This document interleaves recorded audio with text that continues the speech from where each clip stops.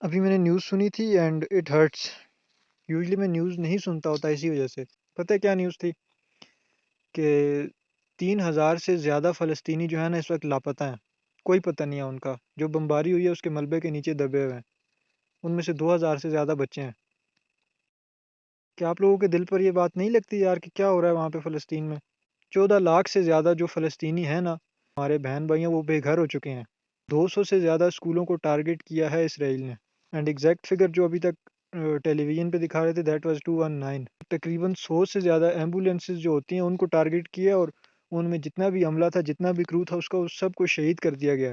اور ابھی ریسنٹلی انہوں نے کیا تھریٹ دیا کہ آپ کے بڑے بڑے ٹاپ کے جو 3-4 ہاسپٹل ہیں ان کو بھی خالی کریں فوراً. اور ہم لوگ یہاں پہ کیا کر رہے ہیں؟ کل پاکستان اور ساؤتھ افریقہ کا کرکٹ میچ ہے. ہمارے تو کان پہ جوں تک نہیں رینگتی یار. ہمیں تو ذرا فکر نہیں ہے اپنے مسلمان بھائیوں کی. حالانکہ حدیث پاک کا مفہوم ہے کہ امت مسلمہ جو ہے وہ ایک جسم کی مانند ہے. جسم کے ایک حصے میں درد ہوتا ہے تو پورا جسم جو ہے اس کی تکلیف کو محسوس کرتا ہے. لیکن ہم کیا خاک کسی کی تکلیف کو محسوس کر رہے ہیں؟ ہم لوگ تو اپنے مزوں میں لگے ہوئے ہیں جی. ادھر سے نواز شریف آ گیا جی, ادھر سے عمران خان کو جیل میں ڈال دیا ہے. کیا خاک ہم ایز اے نیشن ترقی کریں گے؟ یہ ہماری تربیت ہوئی ہوئی ہے. میرے سے اس ٹائم بولا بھی نہیں جا رہا. پتہ ہے کیوں؟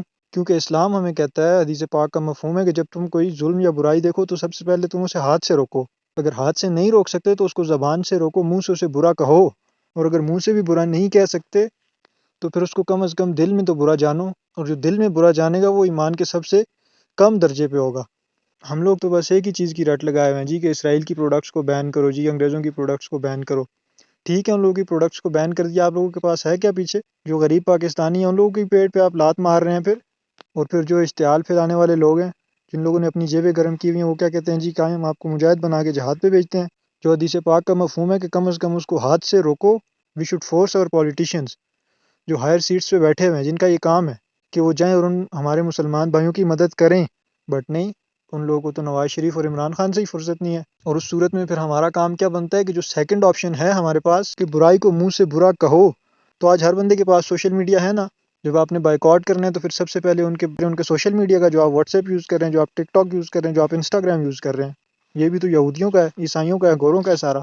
کسی مولانا صاحب کا یا کسی حاجی صاحب نے تو آپ کو ٹک ٹاک فیس بک بنا کے نہیں دیا ہوا. تو جب آپ کم از کم ان سافٹ ویئرس کا بائیک آؤٹ نہیں کر سکتے تو آپ کو چاہیے کہ ان کو ان کے خلاف پھر یوز کریں نا آپ. لیکن نہیں, کچھ کرنا ہے نہیں ہم نے. اور میری باتیں مجھے پتہ ہے آپ لوگوں کو بری لگ رہی ہوں گی, لیکن اگر آپ نے کرنا ہی ہے تو پھر اپنی آواز اٹھائیں فلسطینیوں کے حق میں.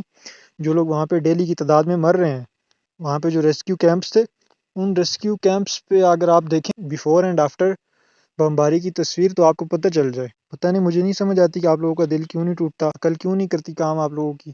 ایک امت مسلمہ بنیں اور اپنے ان بھائیوں کے حق میں آواز اٹھائیں. دس از دا اونلی سولوشن.